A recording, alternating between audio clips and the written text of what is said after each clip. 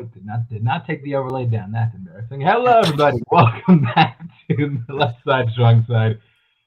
To our final show of the football season. I'm your host, Chance Elson, joined by my co-host, Mike Deacon, and my other co-host, Jacob London. Oh, that remains to be seen. Actually, no, you can't say that because Mahomes lost the Super Bowl. Jordan never lost the finals. He's the new Jordan. Sure. In marketability for certain. Marketability, absolutely, but in actuality, let's hold on. Point is, we are back to recap the goings on of Super Bowl 57, LVII, as some would call it. Before we do that, we are going to get into some other things first. First of all, we're going to talk about the NFL honors because it did take place this Thursday, I believe, before the game. That's correct.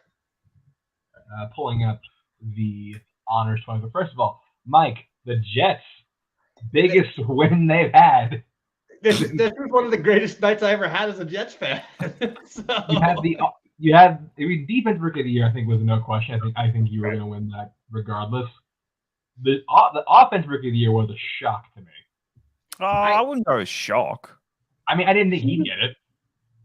There was three names that were in the conversation. We're going to go into this, in depth in a second, but I wasn't overtly shocked by it. I felt like I just wasn't expecting Garrett Wilson to win. I just was not expecting Wilson. Yeah, absolutely. But for me as a Jets fan, that's one of the rare nights that you had something that the entirety of the NFL community is watching, and the Jets walked out the biggest winner. That never happens. So that was a nice night for me. It never happens for the Jets unless it's Super Bowl III. Aside from that, Walter Payton Man of the Year. We got Dak Prescott, which is fun. Which is a funny moment we'll talk about later. Yeah. Comeback Player of the Year, Geno Smith. Pretty. I mean, easy decision. I'm surprised Henry wasn't nominated, but yeah, this was Geno. In terms of on-field play, 100%. I don't know what he came back from, sucking, I guess. But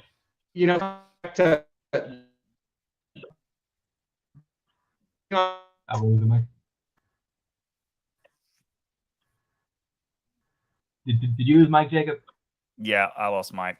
Ah, damn it. Oh well. All right, we'll keep going.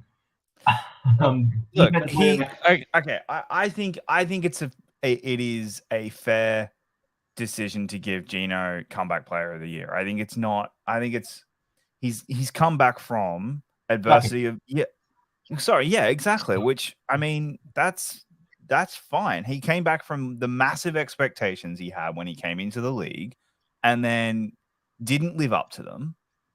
And then has come back, and then this year has gone every single man and their dog wrote off the Seahawks this year, and he came in and proved no, don't write us off. Write them off. They won't write back.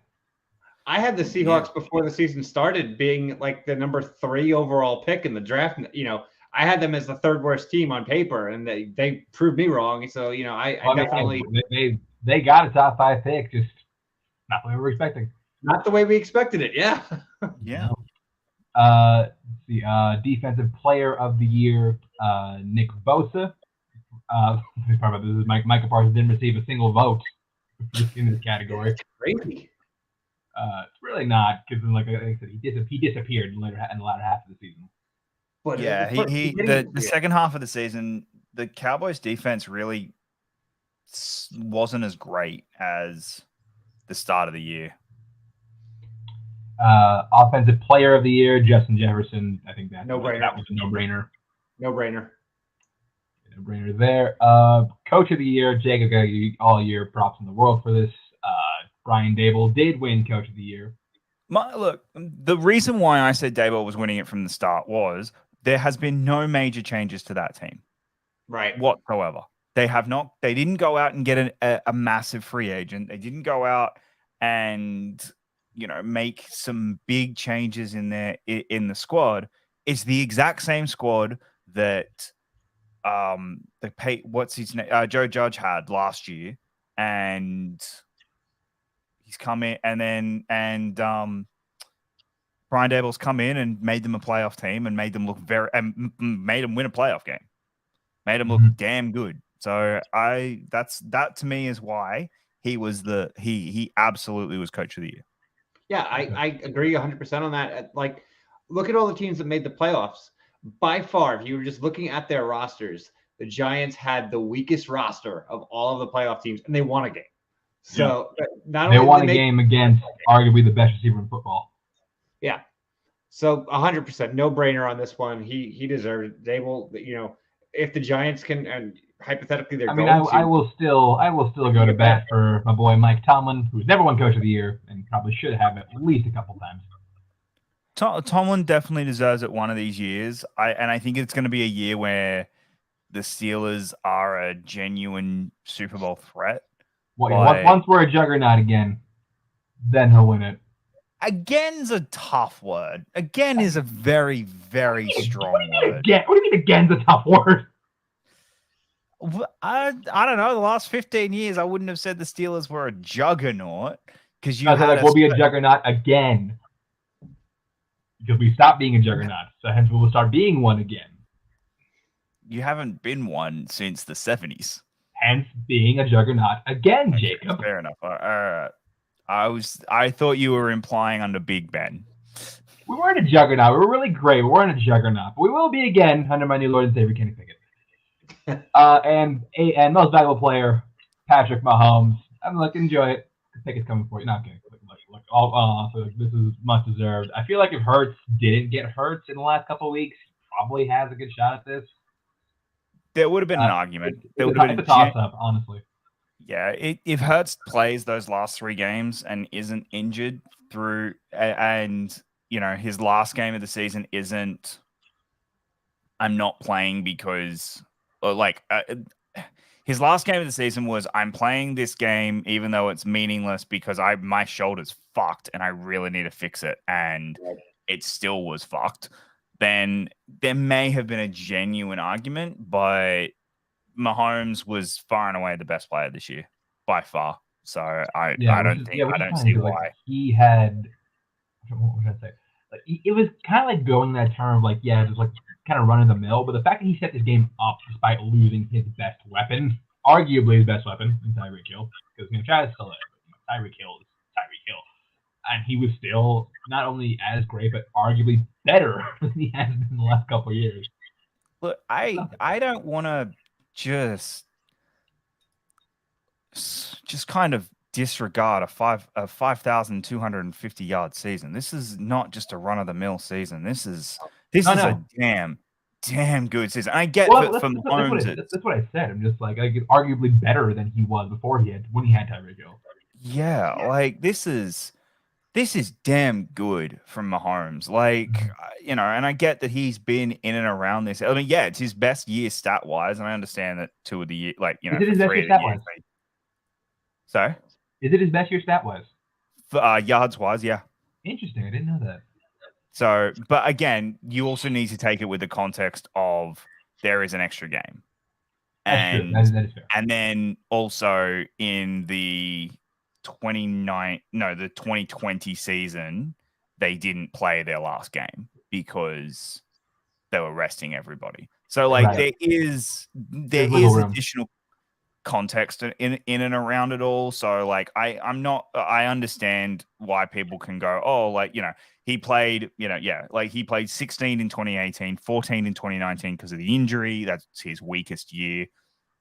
15, and then he played 15 during 2020. And he was just shy of 5,000. So if he plays an extra 2 games, he probably breaks his current record. That's ridiculous what he did. That his sophomore, his first starting year, his sophomore season, out of control. It was 1,000, which is insane. Yeah. So yeah, it's yeah. Before we get to the Super Bowl, the other thing we talk about is the 2023 Hall of Fame class this year, and I actually do have a video presentation for not video presentation, but I do have a visual aid for this one. Here we go. So yeah, this is your Hall of Fame class 2023. Biggest shock to me, because I knew when I saw Reed was on the ballot, I knew he was getting in. biggest shock to me was Rondé Barber getting in as well. Just because I love Rondé Barber. He's one of my favorite DBs growing up. I felt like he deserved a spot for a long time. I felt like he wasn't going to get in because Revis was on the same class. But I am just so happy for Rondé. I really am. What I find astounding about this class, if you look at it, you do not have a quarterback. You do not have a wide receiver. You don't have anybody putting the points on the board here. This is all, in the trenches players. Yeah, we have Rondé Barber and Drew Revis, who were defensive backs. Joe Thomas and Zach Thomas. Joe Thomas was, again, one of the biggest bright spots of the Browns of the last 2 decades. DeMarcus Ware, one of the biggest bright spots of the Cowboys in the last 2 decades. Again, I don't like the Cowboys, but I always like this dude. As well as some class players like Chuck Howley, Ken Riley, and legendary coach Don Coryell, and Jay Klepko. Can't forget him. But this is an interesting class. Like I said, like no quarterbacks, no receivers. Okay, here's my question because I had a conversation with my friends, with my fans in chat. Devin Hester didn't make it in again. Ridiculous. It's a huge snub. I had him. After Revis, I had as my number 2. Joe Thomas is definitely way up there, but Hester not getting in again. That's a slap in the face. Like my question is like, how do you not like? I get like kick returning is not seen as like one of the big faces of the game, but like I think that says more about him when you can be that excellent at it. Yeah, it's just like I don't know what Devin Hester has to get in. I feel like he will eventually, but yeah, it's kind of ridiculous he didn't get in. At any position, I don't care if it's the punter. If you are that much better than the next person underneath you, you should be in the Hall of Fame. Mm-hmm. And that's where the discrepancy comes here, because you look at Hester, like, Deion Sanders is the only other person in that conversation. Deion Sanders is in the Hall of Fame, but Hester did more than Sanders. Hester, as a returner, as a returner, he outdid it, and that's what I guess they're looking more at the all-around game. But if you have kickers in, and we said there's 4 kickers in, how the hell are you not giving the best kick returner of all time? Oh, yeah, like literally of all time. Yeah, of all time, and he's not getting in. There's nobody else in this conversation. I'm sure he will get in at some point. They'd be foolish not to put him in. But I feel like this year, especially, like I said, you look at this list, and sure, Darrelle Revis, DeMarcus Ware, and to an extent, Rondé Barber were known names.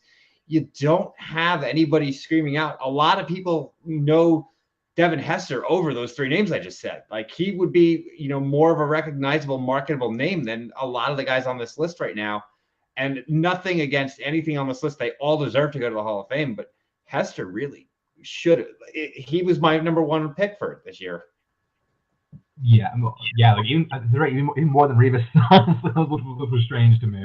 And I love Revis. I love Revis to death. I have a Revis jersey, and I'm ecstatic. But Revis was such a given that that's kind of why I was like, I wasn't pushing for him, because we knew he was getting in. That's why I was like, give Hester the due, because both of them did a ton for the game, but especially like I just said, we don't have anybody who's scoring points. I mean, Revis did, but in a different way. But you don't have anybody who's generating the offense on this list this year, and they really kind of dropped the ball by not putting him in. Mm-hmm. Now here's my question for you guys. So just looking ahead next year, because Jacob brought this up to me. These are going to be some of the first-time eligibles for the Pro Football Hall of Fame in class of 2024. Class includes people like Julius Peppers, Antonio Gates, Eric Berry, Brandon Marshall, Elodie Nada, Jamar Charles, Doug Baldwin, Jordy Nelson, Connor Baldwin, Sebastian Janikowski, Kyle Williams, and Andrew Luck. And Matt Castle. Of course, Matt Castle. The immortal Matt Castle. Is there anybody on this list that you think could potentially be a first back? Because I think there are only 2 that have a chance at even have a chance. There's 2 names that jumped out to me as well. I feel like we have the same 2. Well, one I think is definitely Julius Peppers. Mm-hmm. I think Julius Peppers is one of the best defensive ends of the 2000s and early 2010s. The dude was phenomenal. In fact, he didn't have a ring as a crime. And the other one is Antonio Gates. I think Antonio Gates is one of the best tight ends in the history of football. I'm like one of the best tight ends that nobody talks about. People throw out Gronk or Tony Gonzalez or Shannon Sharp or now Travis Kelce. We've kind of forgotten about Antonio Gates and how dominant Gates was with Phil Rivers. Like the dude 15 years ago, there was nobody else in the conversation. He was the tight end in the NFL. He was the greatest tight end in the league for a while. Yeah. Like until Gronk came along. Yeah, because you had Tony Gonzalez, and tail end of his career is about when Gates came in, and for a good 5-6 years, it was just Gates. Yeah, he was tight end. Gates was the headliner. He was. It's kind of weird. Like we kind of like the shift, but like we had the era of Shannon Sharp and the era of Tony Gonzalez and the era of Antonio Gates and the era of Gronkowski, and now we're in the Travis Kelce era. Yep.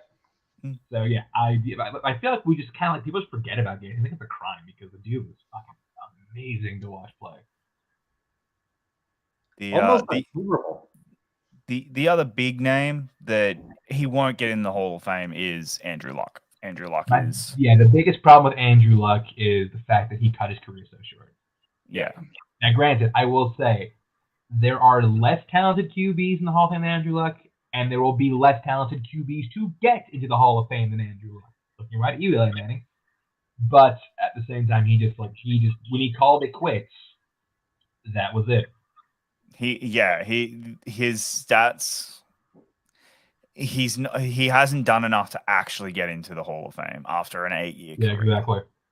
Like, whereas in and very few after 8-year quarterbacks where you're like, oh, you've done enough to get in. Unless he'd won a Super Bowl. Like, if he'd won a Super Bowl, maybe, but hi, Bethany. Without one. Hello, gentlemen. How's it going? I won Super Bowl squares. It was great. 10 out of 10. Nice, thank you. Congratulations. But yeah, so that's the Hall of Fame. But let's talk about the main event, Super Bowl 57. And I gotta eat shit on this one because I was okay. Well, here's the funny thing. Jacob and literally everybody else on our preview special said that the Eagles had the advantage in literally every other category. Maybe tight end, except quarterback. Funny thing is, Patrick Mahomes wasn't even the best quarterback in this game. Like I would say Justin Fields, not just Fields. Sorry, I would say Jalen Hurts was not only the best quarterback, he was the best player on the field in this game. And he is my stonks player of the game. Yeah, easy. Oh, easy. I like. He's everyone's stonks player of the game. Given the expectation going into the game, given the way he played in the game, absolutely he has to be the stonks player of the game. Look, and with the emotions out of it, unlike I was at the time, and we can get to we can get more into details for it now, but like I think Mahomes was the best player of the game. Personally, if from taking their overall game, I just think that there is the run in the fourth quarter, I think will be cemented as one of the best moments of Patrick Mahomes' career. I think to do what he did in this highlight reel. In this game, to do what he did in this game with a high ankle sprain that got re-aggravated, and to have that run and that play essentially win them the Super Bowl, I can't. No, I don't disagree that Patrick Mahomes was great in this game.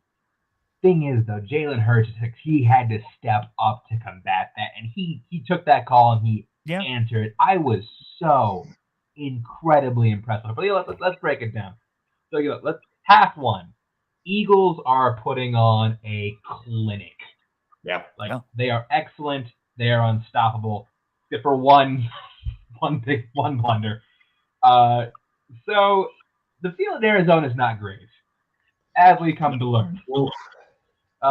This is a field that they spent $800,000 on, and throughout the game we saw that the money doesn't show. Yeah, players slipping, players changing cleats. Players, the kickers tripping lead to, messed up kickoffs and the doinked field goal. Mm-hmm. But yeah, the field in Arizona was atrocious. It was. And look, some of it can say it was because of the paint on there. It can say the turf. It could, but this Well, it field has wasn't been turf. bad. That was grass. That's the problem. Yeah, no, I know, but this field's been bad all year. All year, this field has not been good, and I know that this is specially made for this game and shit, but it's Arizona. You can't really grow much shit in Arizona very well. So, like, you know, I think that was a big problem with it, and that really showed in this game because you just had players slipping and sliding through the entire game. Yeah. But either way, the Eagles were doing what they did best. They run the ball, they drain the clock, they have a QB sneak that literally nobody could stop. Because yes, that is a play that is nearly impossible to stop no matter what you do.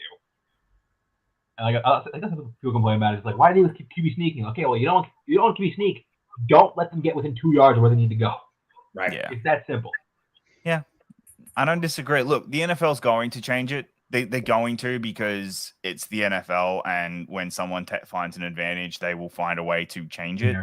Yeah. But I think it's, and I will understand if they do change the rule and make it so that you can't do this type of QB sneak. But it's also at the same time, I'm like, guys, just let them keep doing it. This is the part of the game. It's part of the game. It's not against the rules. It's not it's one play that is an extremely high risk play because we saw what happens. Hurts gets injured. That's it. He's done. It is very possible for the quarterback to get injured. That's why the Chiefs. We saw one play where Chris Jones tried to jump the line. Yeah, and he still got over. Yeah, and so there is an element of risk to it there, and again, and I think that's kind of why I think the NFL will change the rule, is because they can't afford. It's a copycat league. Every single team's going to eventually try and have this in there, and they cannot afford someone like Burrow, Herbert, Allen, or Trevor Lawrence. They can't afford these high-end quarterbacks to get injured doing this because it's a copycat league. They just can't afford. Look, the Chiefs won't do it again because they did it 3 years ago, and Mahomes got injured, and it nearly cost them their season. So they're never going to do this again. Yeah. This one, you are more. I could see other teams doing it. And that's why I could see the NFL going, nah, we're going to put a stop to it. Yeah, but they also the Eagles defense was doing a really solid job of holding the Chiefs to pretty minimal games. They forced a punt twice, had a missed field goal. Again, only had 4 drives, but still. See, I disagree. 3 out of 4 drives they didn't score. I thought the Eagles defense was terrible all game. Not a terrible. I didn't think they were good all game. In the first half, they were good. I didn't think they were that second half, we'll get to that in a second. Sorry, Mahomes was able to get yards. The only reason, you said they had 4 drives. One of them was a missed field goal. Touchdown. One of them was a touchdown. One of them was a third down that was a missed flag that should have been a flag that they didn't call. And because they didn't call it, it was a punt. And then the other one I'll give you was the 3 and out. So they had one good drive. Check the scoreboard. All that matters. Check the scoreboard. All that matters. No, but what I'm more getting at is the Chiefs. You look at the way that the game went. The Chiefs were able to really dictate their offense through the entire game. The Eagles' offense, as great as it was, they were only going 5, 6, 7 yards. They weren't getting the big jump plays or anything. The Chiefs were getting 20, 25 yards whenever they wanted. And it was real. And, you saw it's why they only had 4 plays when you had the Eagles were taking up 9 minutes a drive because they were going on 3rd and 4th down all the time to just try and get the yardage. Nick Sirianni having the courage to go at it on 4th down is the reason why this game looked a lot closer than I think it actually was. That's not me insulting but this Eagles defense has not played a real quarterback all year. Like they played a subpar Aaron Rodgers, a Dak who's not like Dak's not incredible. They haven't really been faced or challenged this year in quarterback. They were in this game, and I think they got exposed. I think. Hold on, okay, look, we'll talk about that in a second because we need halftime check. Rihanna, she came out and did a First of all, the first thing I know about Rihanna's, because we're going to talk about halftime show. First thing I know about Rihanna's halftime show is what everyone knows. She is pregnant. Yeah. Like when she was like suspended in the air like 30 feet, I got scared because it was just like, oh god, don't slip. Like please, Rihanna, no, please stop. Yeah. But funny thing about the halftime show though is when she came out, and she had like LeBron James like eye of the tiger look in her face. I thought it was a fantastic halftime show. I thought for the NFL and by fantastic, I'm more meaning I thought the NFL going, here is 14 minutes for a female solo artist by herself for 14 minutes. No special guests, no. At the same time, though, you tease me with Jay-Z. And he's in the. I know he was there. He's in the building. Nah. Bring him out. I think that I just thought that was really cool. A woman of color owning the Super Bowl halftime show for 14 minutes by herself with no special guests. I just think that's pretty cool. I think at the same time, though, if you're gonna have a whole show to yourself, at least fucking sing. Like, and I know you're. That's what I was gonna say. Like more times in the Super Bowl halftime show, the music is all pre-recorded, but they let them have the live mic. She didn't even use the live mic. No, she's like, fuck this. I don't care. I thought she was singing, but okay. No, she wasn't. She was not. There were a few times it was obvious. Yeah, like it was like almost Milli Vanilli level, but not quite there.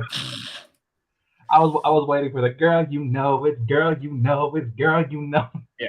God. Well, like just go back to last year's. Like I actually watched last year's halftime show after the fact, and you heard like Dre and Snoop like interacting with the crowd, saying, "Let me hear you," things like that. And Rihanna didn't have any of that. Nope. That's something that was missing. That's part of a live performance. Yeah. Now, I don't even though you did throw Jay-Z out there and didn't deliver, okay, it's fine.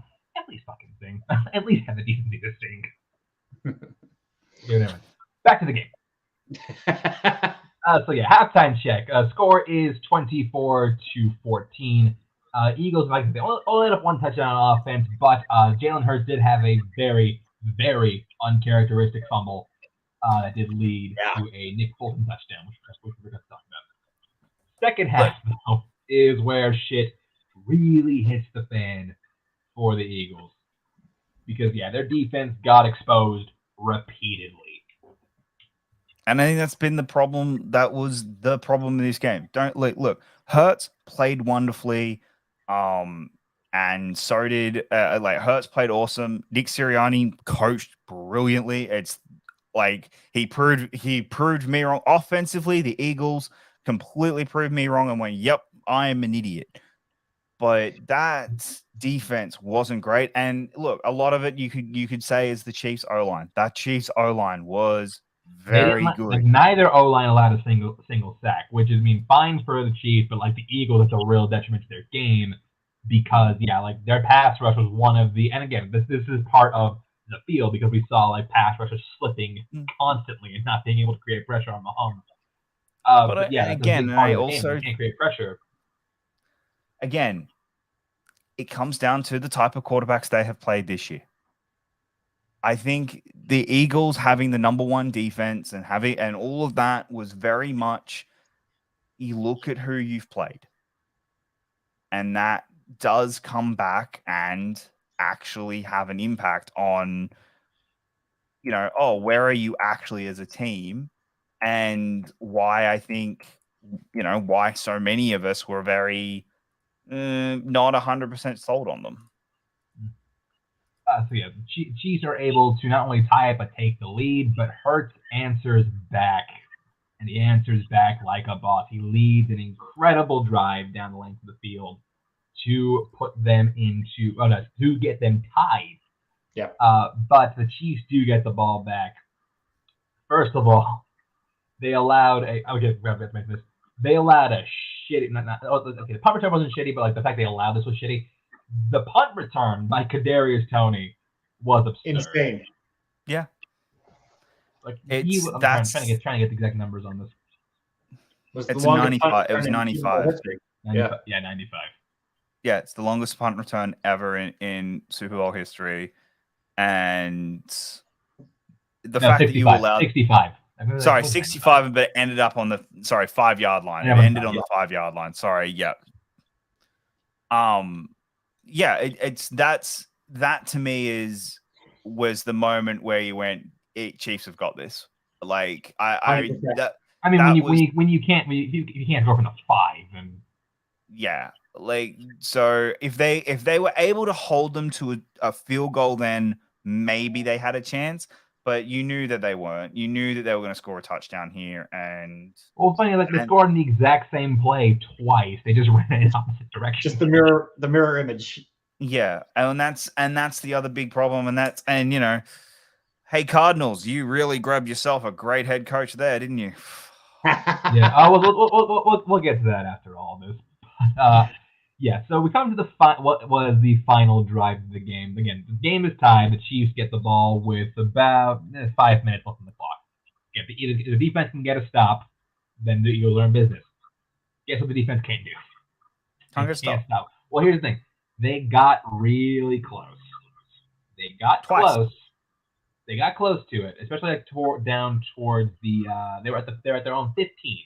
You hold to a field goal there, you're fine. It's a minute 54 on the clock. You have, I think, 2 timeouts at that point. If you go into a field goal, fine. Here's where the controversy comes. Because, like, look, this Super Bowl was awesome up to this point. Here's where the controversy comes in. There was a fringe holding penalty called on James Bradbury that gave the Chiefs the first down. And that gave the Chiefs a chance to just run out the clock and end the game with a field goal. The problem with it, and it's one of those, look. Well, here's what I think the problem is with it. And look, I know Jay Barry said it was holding. That's not the issue. Like I don't have the issue with the contact. The issue I have is, well, one, first of all, no one's talking about the fact that ball was uncatchable. No one's bringing that up. Well, secondly, yeah, but again, that's not part of the rule. No, here's the problem. The problem is, if you have that play run 100 times, 70 times, that's not called. That's not called. Yeah, okay.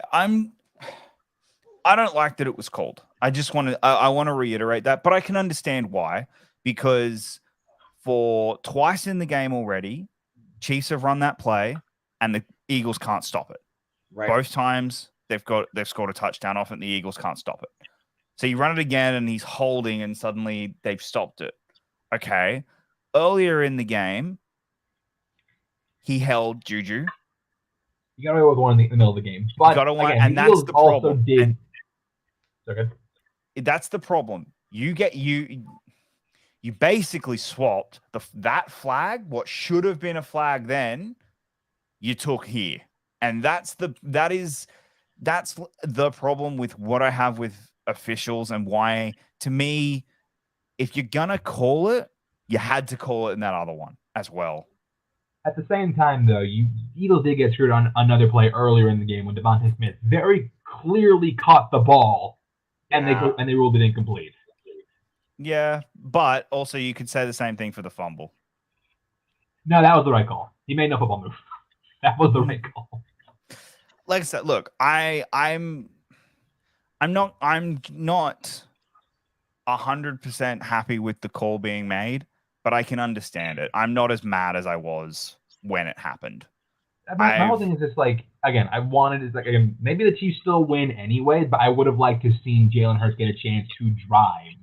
But I feel like the refs kind of just like robbed us of what could have been one of the best Super Bowls of the last 20 years. Yeah. Arguably the best Super Bowl of the last 20 years. Well, not only that, because I can guarantee you the way Sirianni was playing, he ain't going for the extra point. No. They score there. He's going he is going for the touchdown. He They is probably did too. absolutely going for the 2-pointers. 2-point to win the game if they instead of tying it. He's going to go for 2 points to win. Mm-hmm. And that would have gotten real interesting. Yeah. But yeah. But again, a great Super Bowl comes to the most anticlimactic end that could have possibly happened. Yeah. Run out the clock for a field goal.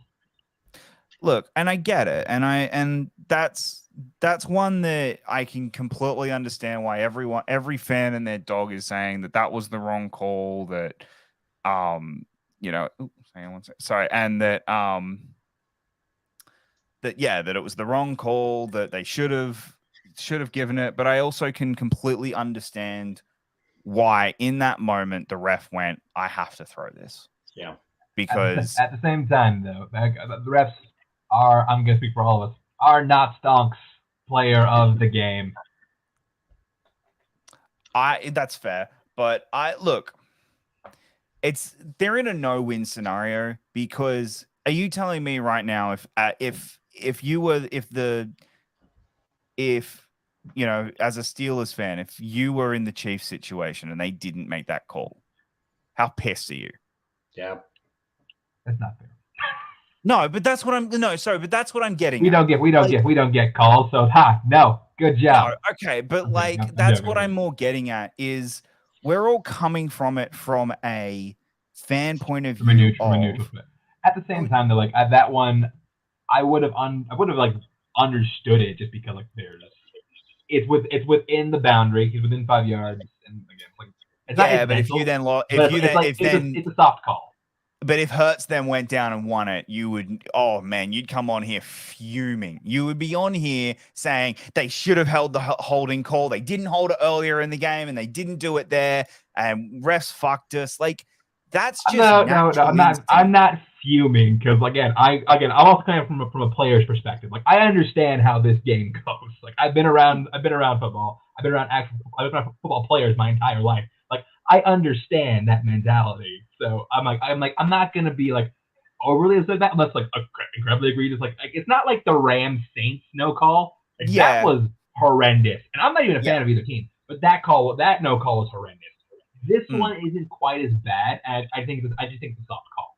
That's my whole thing. I agree. I think it's a ticky-tack call that is technically correct, and I hate that it was made with under 2 minutes to go and potentially decided a Super Bowl. I get all of that, but I also understand why it was made, because it's because it's within the rules. It's a technically correct one, and that's where interpretation comes into it. But I also agree this offseason, the officials really need looking into, and as in hey, you guys, we need to work on this, because this season's been bad. Right. Yeah. That's not what Goodell said. Goodell said I was about to say that. Yeah, but he has to. Goodell has to say that. He can't come out 3 days before the Super Bowl. Yeah, the officiating's been fucking shit. He can't do that. He's I would love it if he did do that, though. I would love it. I would love it, but yeah. So yes, the Super Bowl is decided. The Chiefs did win the game. Patrick Mahomes, because the first MVP to win, first player to win MVP and Super Bowl in the same year since Kurt Warner in 1999. Yep. And the Chiefs, their reign still continues. Travis Kelce wins all the love of his mother. None for you, Jason Kelce. You go back to the corner. Right before we went on air, it was announced as hosting SNL in 2 weeks. Travis Kelce, Jason or Kelce? Oh, Travis Kelce is hosting SNL on March 4th. Oh my God, I'm watching that episode. Wow. I don't even like SNL, and I'm watching that episode. So also, as a Steelers fan, Chance, how's it feel that Juju now has a Super Bowl ring? You know what? It's not as bad. Look, Antonio Brown won a ring. Nothing's gonna be worse. No, that's what I mean. For the last 3 years, it's just former Steelers players have just won rings off. Antonio Brown. Hang on. Juju. Oh no, well Brown and because what's his name was on there as well. Was on the Chiefs team at that point. Le'Veon Bell, please. Someone I hated was going to win a ring. So nothing's going to get worse until Antonio Brown win a ring.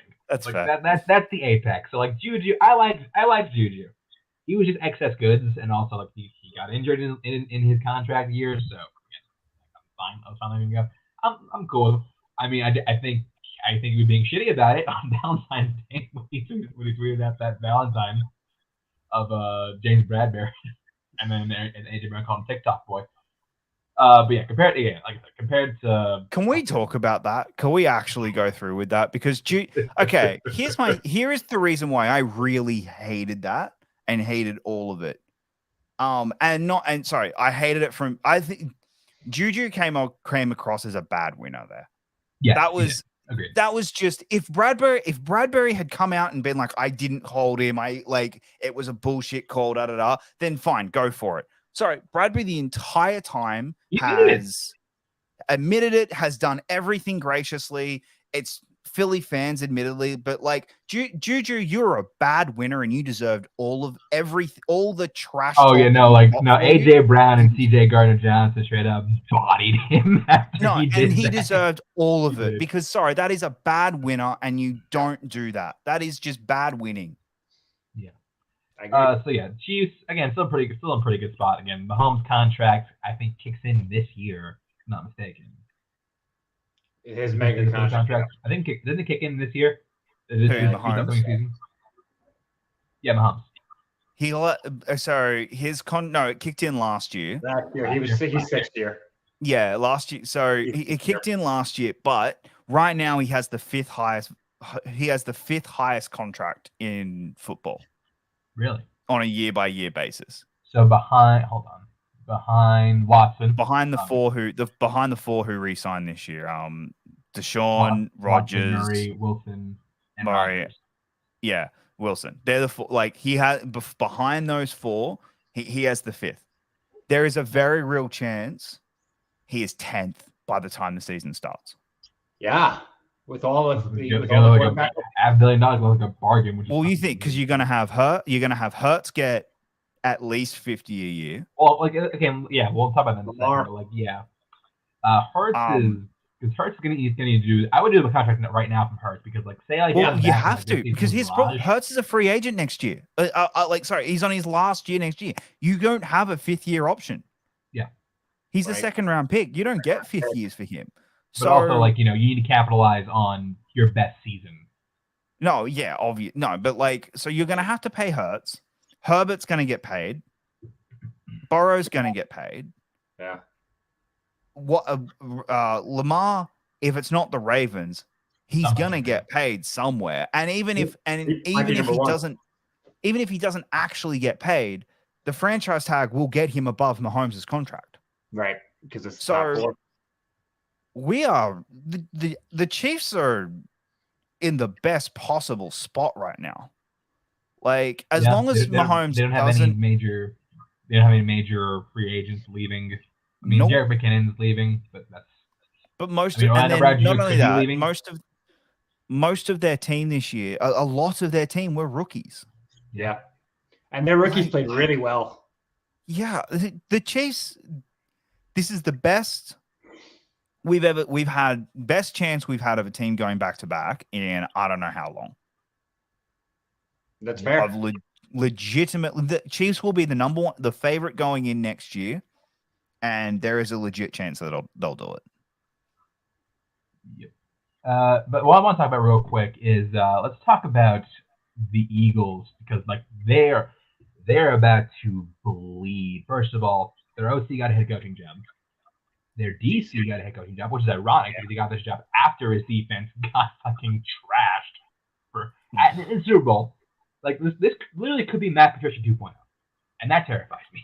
I think it's going to be Matt Patricia 2.0, but sure. At the same time, I want to bring this up real quick. These are all the free agents they have next. I'm sorry, this is the Chiefs. These are all the free agents they have this year, or they have leaving this year. This was their all-in push, and they fell short. And look at how many key contributors they're going to lose. Fletcher Cox possibly gone, Robert Quinn possibly gone, Jason Kelsey might retire, Bradbury, CJ Gardner-Johnson. Kelsey might go one more year. I think he might go one more. The real loss here, Gardner Minshew, he might be leaving. I think Minshew's done. Pascal. I'll be shocked. I mean, another team might grab him, but I can't mention. No, like if Kelsey comes back, he'll only play for the Eagles. I'm predicting that right now. They're gonna Miles Sanders. I can't see them resign. Like I was surprised actually that his lack of use in the Super Bowl. They rode Gainwell a lot. We didn't talk about that. Yeah, he didn't do much. Yeah, I think that's already coming into play. Like I think that they're gonna be taking Robinson in the draft. With one of their two. Yeah, I think he's gonna be going to Philly. That's dangerous. That's dangerous. Yeah, really. And not only that, going to be terrifying. Here's the other big problem that Philly have next year. They play a Super Bowl schedule now. Schedule. Yeah. You look at their schedule. It's not that hard. I mean, okay, so they go Commanders. They go the Cowboys. They go. You know the East. We know. Yeah. Sorry. Okay. They've got the Rams, who are going to be healthy. And it depends on when in the season they play them, obviously. Patriots. The Rams are also kind of cap strapped right now. They need to download a lot of stuff. Yeah, but look, they're gonna have Stafford and they're gonna have Cup back. Like that's big. That's a big deal. Obviously, their O-line's in trouble, but they're gonna have them back. So I don't think it's going to be as embarrassing as it was this year. But yeah, Patriots, look, they just got a better offensive coordinator back. Their offense could be better. We could end up seeing a better offense. Giants are just going to get better. The Jets are just going to get better. You know, especially if they get a certain Green Bay player. Cardinals is a free win. 49ers are going to get better because they're going to have at least a somewhat healthy quarterback. Oh, that remains to be seen. At some point, the Bills are a tough team. The Dolphins are a tough team. Seahawks are a tough team. They play the Chiefs again. The Vikings could be a tough game, and then the Bucks. Like there's tough games in that. There's tough games, but I don't think it's like an impossible feat for them. No, but I'm not. I think if this showed anything, that like we're gonna see what Jalen Hurts is really made of when he has again, you can argue the team wasn't set to begin with, but like when he has to really be the linchpin of a team, and you can argue we saw that this year, but also it's gonna be amplified this year. Like this is a chance for him to end all the I mean, if there are any, even though there shouldn't be, because he proved it time and time again. Like if there's any Jalen Hurts is overrated takes out there, or soft schedule type stuff out there. It's his chance to prove him wrong, and I think he will. So speaking of schedules, I was going to mention this because the Chiefs are going to get to host the initial Thursday night game. The Chiefs are playing the Eagles at home. That potentially could be the NFL kickoff. I don't think they're not going to do that kickoff. I think it's the Bills. Give me the Bills. I'm betting on Bills. It could be the Eagles by schedule. Let me look at the opponent's schedule. So I think Bills seems. Bills might be Bengals.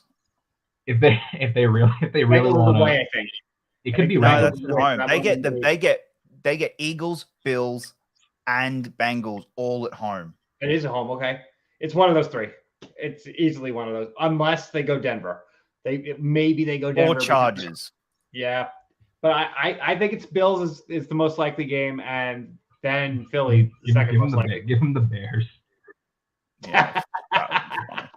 There's that massacre. Okay, but so yeah, that's it for that. But we're not done with the show yet. But I'm surprising these guys right now because I have a little surprise for these guys. You see, I have procured an official document from the NFL. It's every team's biggest need. Okay. They're going to write out again. Free agency is about to start. A lot of crazy trades and things are going to happen right now. Are going to happen in the next few days. And we are going to decide what every team's biggest need is going into the offseason they need to address. Biggest need. Yeah. All right. So Arizona Cardinals, what is their biggest need? Quarterback. Nah, defense. I would say defense, mainly secondary. Look, quarterback. Pass rush because no JJ Watt. I think a pass rush is the most important for them. Look, I understand the quarterback argument, give him one. It's Kyler I'm Murray. sorry, and I read that. I actually read that as Falcons. If you're talking the Cardinals, yes, it's not quarterback. It's easily defense. Yes. I was reading the Falcons. I apologize. Sorry. Spoiler. Falcons is quarterback. Yeah, no, Falcons absolutely QB. They need to do something because Denver potentially ain't it. Baltimore Ravens. This is all going to depend. Lamar to come back. I think if Lamar comes back, wide receiver. But I think the biggest thing is it's Lamar. It's Lamar. Come back, Lamar. No, if Lamar comes back, wide receiver. If Lamar doesn't come back, it's a quarterback. Yeah, but I think like the fact we have to put like that asterisk on it means they need Lamar to come back. Okay, fair. Yeah, well, okay, fair enough. I thought we were more talking about like for free agency and drafts. No, there's mostly any move. Again, okay, fair enough. We make our own rules. Yeah, re-sign Lamar. Resign. Yeah, I'll put that. Resign Lamar. Resign Lamar. Yeah, that's their biggest. That is their biggest job in the offseason is to resign Lamar. The Bills need to make Diggs happy. Okay. He just deleted. I think they need to shore up the run game. They're going to. I'm pretty certain they're going to, but I think they're going to go after. I think they're going to go after Barkley. I think that's the. Montgomery could be going. Is another target. I'm thinking make Diggs happy. But here's because he just deleted every all recollection of Bills from his Instagram. So yay! Oh, he's in that era now. Yep. I love this era of sports journalism where we look at like a player's Instagram and like take that as news. I know, right? All right, Carolina Panthers. What is their quarterback? All right. Just basically every NFC team, you can just go quarterback. Except quarterback. Everything else. Yeah. Mainly defense. Actually, you know what their biggest thing is? To trade the number 1 overall draft pick. Yeah, I agree. That's their biggest job in the. They cannot keep that number 1 overall draft pick. I want to see it. I want to see them trade to Houston and then trade that pick to Indianapolis. If they could do that, I mean, yeah, you could make. I'd do it the other way around, but actually no. Well, no, you just go to whoever's offering you more. Like that's easy. If Indy will give you more for pick 1, give it to them. If Houston give you more, give it to them. They're still going to get Jalen Carter or Will Anderson if they trade down to 4, regardless. Yeah. And that's pretty certain that's who they're going for. So, Bengals. O-line. Yeah, offensive tackle. They can't really afford to sign a new tackle though. He just paid a lot of money. This is a deep first. Like we're going to start talking about the draft soon, but this is a deep class of O linemen coming into. There's going to be a bunch of first round offensive linemen. I'll also throw out replace Jesse Bates because I don't think he's coming back. As you know, better yet, replace Eli Apple. That's the one. Get rid of Eli Apple. Get rid of Deal with Eli Apple. There we go. Get rid of Eli Apple. Cleveland Browns. Pray Deshaun works out. Yeah, pray Deshaun works out. They can't do anything. I know. They have no money. Pray Deshaun is still great. Deshaun? God fucking damn it. Pray Deshaun is still good. Dallas Cowboys. Mike McCarthy fired. Dallas Cowboys need a wide receiver. Like, in all seriousness, they need a wide receiver. You see, because CD can't do everything. They need a wide receiver. They're going to lose Pollard most likely, so maybe even a running back because I think Zeke is. I think they tag him. I think they tag Pollard, get him through this year, and say you've got Zeke's contract. Like you will have Zeke's contract once his expires next year. All right. Denver Broncos. Again, I think they're clear about pray Russell Wilson's still good. Yeah, pray Wilson's still good. Oh my God, though, if the rumors of Rex Ryan going to them, like, how do you make a fiasco an even bigger fiasco? Oh, bring Rex Ryan. I really hope it's true. I want it to be true so badly. All right, Detroit Lions. Defense. Yeah, 100% defense. But they're on the right. This is one of the teams here. They're moving in the right direction. Oh God, yeah. Bite more kneecaps. Defense, bite more kneecaps. Green Bay Packers. Pray Jordan Love is good. Yep, that's a good one. Yeah, I'll pretty take that. much. Pray Jordan Love is good. Because here's the thing, even if Rodgers comes back, you can then at least trade Love, and get something for him. Mm-hmm. Houston Texans, just pray. Pray the Bears don't bleed you dry. Yeah. Everything except Dameon Pierce. That's right. Everything except Dameon Pierce.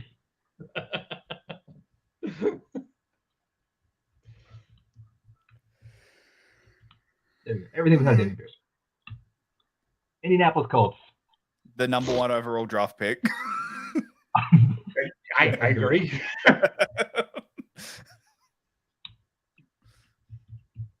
right. Jacksonville Jaguars. Their offense looks good. They're going to get potentially getting Calvin Ridley back. It's going to Well, they will get Calvin Ridley back. His best as ever. Yeah. Well, he has to get reinstated. They said it can be elongated. Oh my God! I'm I gonna think, say- don't think Calvin get elongated. I think defense. I think Sure, it's the only defense. real need that they have. Would say pass rush. Yeah. Pass rush or DB. DB, I think more so. Like they were burned a few times this season, so Yeah. Let's secondary. Kansas City Chiefs. I'd say I would say secondary, but no, not really. Like that's They need secondary help though, because they're losing a couple free agents in. It's nothing desperately, but yeah. best available player in the draft at 31. Yeah. Las Vegas new Raiders. coach. Tom Brady. Oh It's yeah, good. I was gonna say a new coach, but yeah, Tom Brady. Tom Brady. R.I.P. Sorry, R.I.P. us. But really new coach. A new Yeah. coach. All right. Oh God, what is wrong with me today? There we go. All right, but really new coach. A Chargers. healthy season.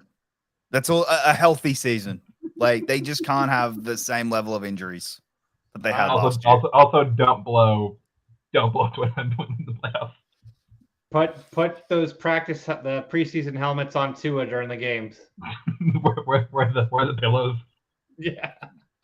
But that's like if the Chargers just need to be able to actually have a healthy season. Oh wait, hold on. And Sorry, if I know it for the Chargers fans.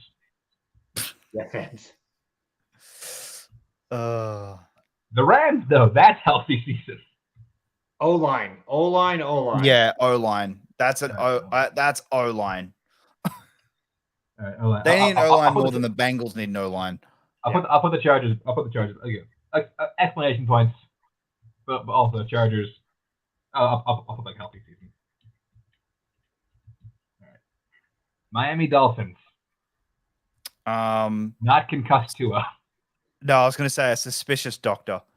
A quack. Dr. Nick. Get Dr. Nick in there. A doctor who's willing to clear Tua. Shady doctor. Yeah. There we go. Shady doctor. Minnesota Vikings. A defense. Fucking defense. Defense. Just defense. New England Patriots. I'm ready to come back. Everything on offense other than Stevenson. Yeah.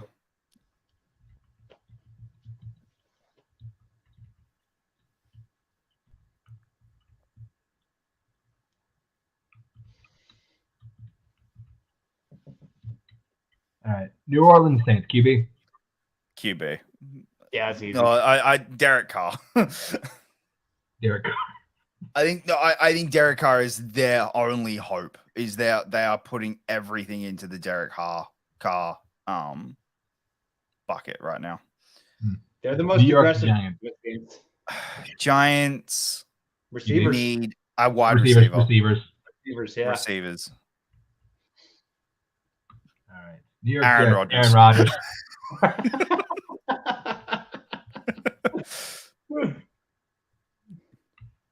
Philadelphia Eagles, Jason Kelce come back. I was gonna say a ref to not throw a flag. That's good. Let's do that. Even though they just lost, they made the Super Bowl, they lost the Super Bowl. They might be the most complete team going into next season right now. So, I mean, yes, we talk about the free agents, but maybe a center. If Kelce retires, a center. Yeah. We'll put Jason Kelce come back. Yeah. Jason Kelce to come back. Yep. Pittsburgh Steelers. I know this one. O-line. Oh, they're perfect. They don't need anything. They're ready to win the Super Bowl right now. You're right. Perfect. Yeah, no. No. You know what you need? No, hang on. Wait. You need a new offensive coordinator. Yes. Yeah. That's what we really need. Get rid of Matt Canada. They won't do it, but I know they won't do it, but yeah. If not, I think O-line. O-line's our biggest need. The secondary's up there, but yeah, we need O-line. 49ers. They just need a healthy quarterback. They've got quarterbacks. They just need them healthy. They don't even pray Trey Lance is good. Man, because if Trey Lance isn't good, they've got Brock Purdy. Like they just need someone who is healthy. That is the most fun quarterback battle to watch in the offseason. A QB that can throw. Seattle Seahawks. They have a lot of needs, actually. They do. Russ to continue to suck. I would say pass rush for Seahawks. Yeah, pass rush is probably more likely. Yeah, pass rush is a good answer for them. They have been Buccaneers. Tom Brady to come back. Yeah, Tom Brady come back.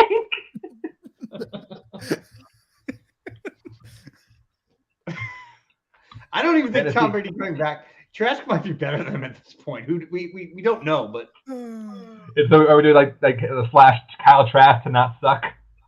Yeah. Mm-hmm. All right.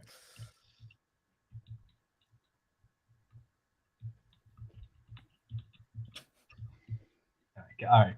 I'm ready to come back. So Kyle Trask to not suck. Tennessee Titans. Yeah. Everything not named Derrick Henry. That's good. Everyone not Derrick. Everything except Derrick Henry. A quarterback not named Derrick Henry. that's better. We'll do that. A quarterback QB not named Derrick Henry.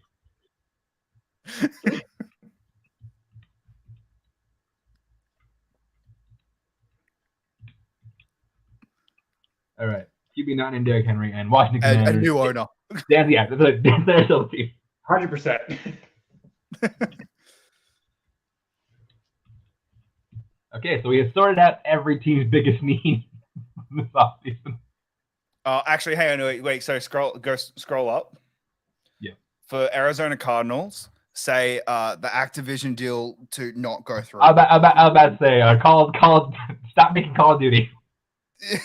The Activision deal to not go through.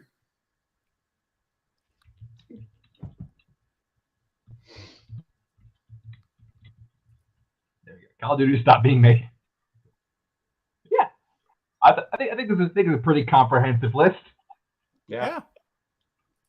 So yeah, NFL owners, NFL GMs, coaches, take notes. These are all your biggest needs. This is what you need. This is everything you need. All right, that's gonna do it for the show today night. Jacob, where can we find you? You guys can find me over at Twitter and Letterboxd at Jacob London and on my podcast Lights on a Screen. All right, Mike. You can find me on What the Show podcast every Wednesday night. This upcoming Wednesday, we're doing something that's been a long time in the running, a watch along of the greatest movie from last year, Moonfall.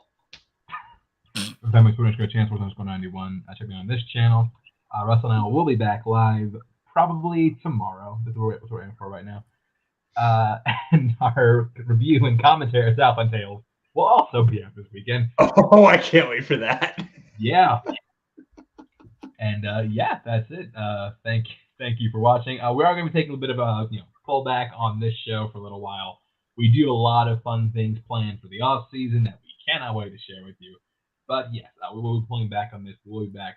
We will be pulling back on this show. Maybe like twice a week, once a month. We haven't figured it out. Not twice a week, once every 2 weeks, or once a month. We haven't figured that out. We haven't quite figured that out yet. But point is, we will be back. Thank you everybody who watched, listened to the entire season, and we will see you next time.